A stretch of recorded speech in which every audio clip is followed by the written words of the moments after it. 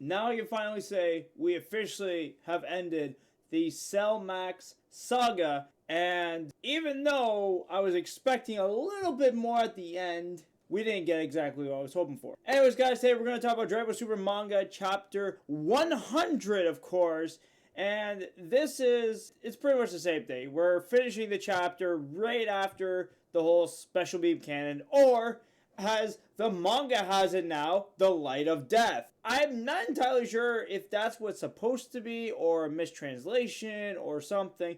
But if it is supposed to be accurate, let me know down in the comment section below. I am curious about that particular. Is it supposed to be Special Beam Cannon, or is it the Light of Death? You guys decide by letting me know down in the comment section below. Let's just start off with the part I was not expecting, which was the visuals. The visual in this manga is amazing. A bunch of the pages are actually really good, very detail-wise, and props to Toritaro. I know I say it every time, but props to that man. He knows what he's doing. But anyways, let's review the whole story to sum it up right quickly for you guys so I can tell you exactly what I feel was great and what I feel might not be great at all. First off, we got Gohan struggling at the start where it is a Light of Death, struggling, and Goten and Trunks actually show up this time to finish literally a little helping hand, if you want to call it that, where hits the hand away from Piccolo, and then that way Piccolo can direct the beam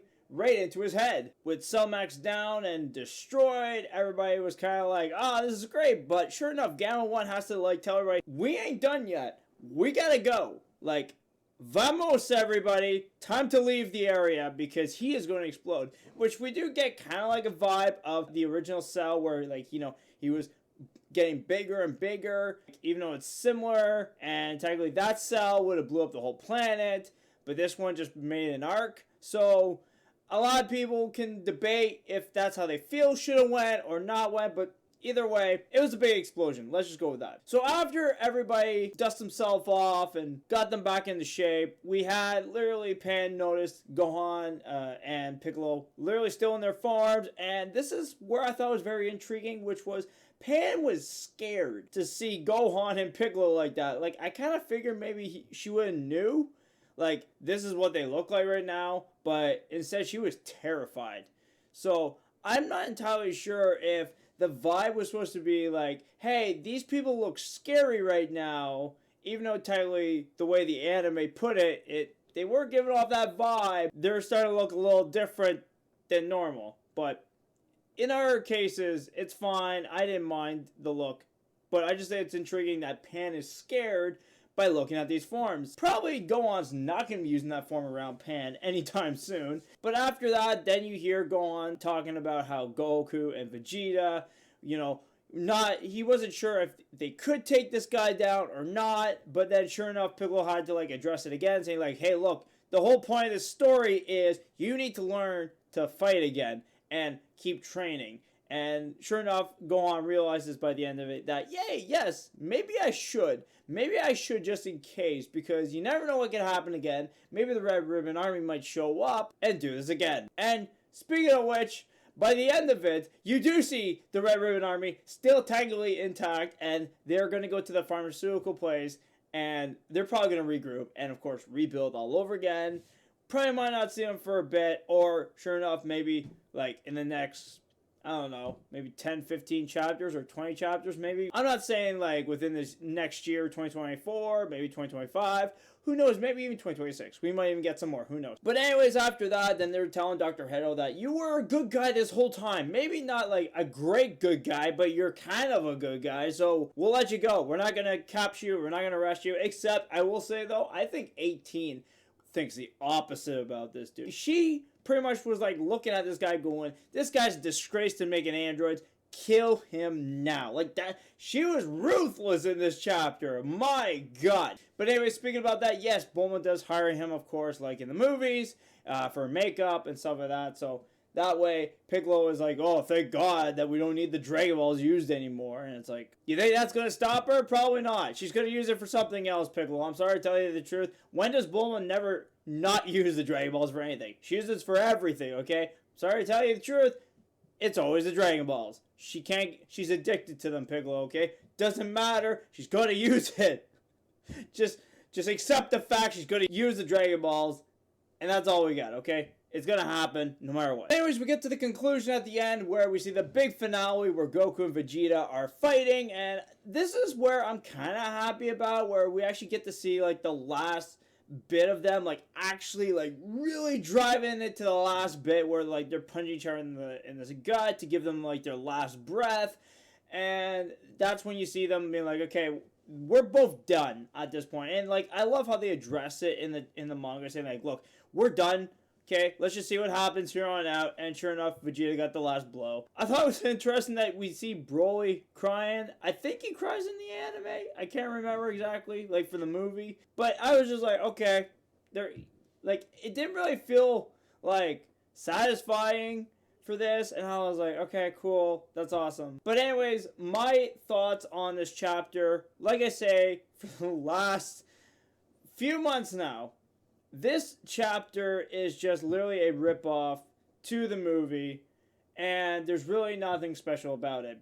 And like I was saying at the beginning of this video, I was expecting more. I was expecting a little hint, a little like, you know, a little dash of a seasoning or some salt on the manga just to spice it up a little bit for us, you know, just to give us a little hint of what might happen at the end of the manga, like a little hint of what the next arc could be or something like that. We've gotten hints with Granola arc after the Moro. Why can't we get something like that for this now? It's like, hey, you gotta finish it off and that's it. So I'm a little disappointed. I was seeing some stuff on Twitter or X now where they were saying like, oh, well, maybe Goku or Black Frieza is actually almost as strong as God of Destruction. Like, Torotaro came out and said this stuff, and it's cool, and I was expecting that to be like maybe in the manga, just little hint, even if it's a description in the manga. They did this before with Goku and Vegeta showing Black Frieza in the sky with a description saying that they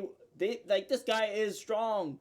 Like, do that or something. Like, give us a hint or something. I don't know. I just feel like it would have been better if we got a hint to the next thing, because I think they know by now, like, we're kind of getting tired of just rereading something that we already saw and it's not new. Maybe some slight fillers, like even the ending to this, it just felt like a filler where Whis contacts Bulma and was like, what happened? Why did you contact me all of a sudden? It's like, oh, don't worry about it. It was food, but it's cold now, even though that wasn't the real reason why she called. So, I don't know. That was a bit of a filler to end off the last couple pages, but that's what I mean. We could have got something better. We could have got an interesting, intriguing thing that might be a little hint, a clue, even a theory for the fan base. Try to predict what the next chapter could be. Make it interesting for the viewer, I feel like. But right now with this, it's nothing special. The visuals, like I said, amazing. Amazing art by Torotaro. Like, top notch. This man knows his shit. But even though the visuals are good, the story has to be good as well. I'm sorry to point that out. My thoughts to this is I gotta give this at least a 6.5. Mostly because, one, we get a little bit of like detail wise of Gohan struggling. Then we get to see Goku and Vegeta like literally showing like this is the last breath to fight. They have nothing left out of them. They're pretty much even at this point. So that's awesome that they put it in the story. Get to see the Red Ribbon still back on track. Those moments are great.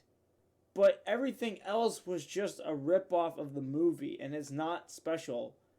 And I think now that it's over, I think everybody is happy what's going to happen next. But at the same time, there is rumors that we're going back to this superhero thing now. So, I don't know. If we're going back to Goten and Trunks as superheroes again, I don't know how I feel about the manga. I'm kind of at the point where we were supposed to get something incredible. We had great potential for the manga. But if they're just going to go in this route and just not make it intriguing anymore and make it more goofiness, like literally in general, they could have went in something like this route, the way this story was made.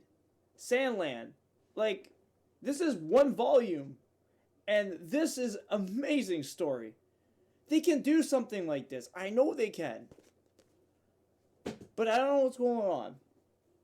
And I think they should know, like, we as fans would like to see this, but we're not going to get exactly what we want. It's kind of disappointing because we want to see the thrillers, we want to see the action, we want to see the suspense. We got that from Moro. Like, Moro was like the top goat of this manga, like Dragonball, like super manga after the anime finished. Granola arc wasn't bad, but I think people really are more attached to the Moro arc because there's more to it than ever. Now, I'm not entirely sure if it was a Taro thing that was like, I want to make that and be cool, and they just let him do it.